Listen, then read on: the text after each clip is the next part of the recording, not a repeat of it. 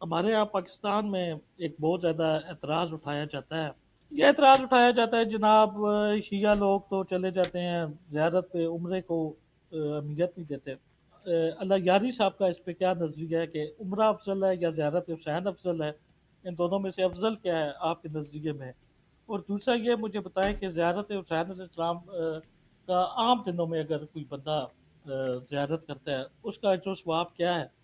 دیکھیں، جہاں تک اعوذ باللہ من الشیطان الرجیم، جہاں تک حج کا تعلق ہے تو وہاں پہ جب ہم حج کو جاتے ہیں تو وہاں پر ہمیں کیا کرنا پڑتا ہے؟ وہاں پہ ہمیں عمرہ پہلے کرنا پڑتا ہے.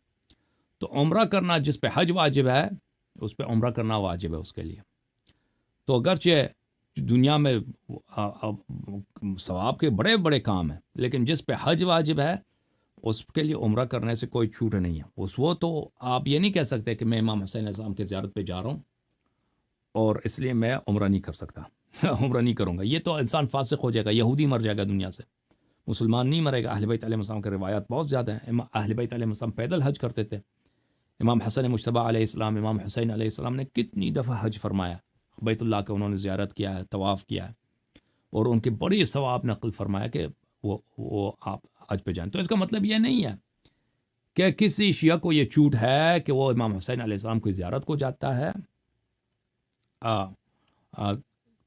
اس کو اس بات کا کی چھوٹ ہے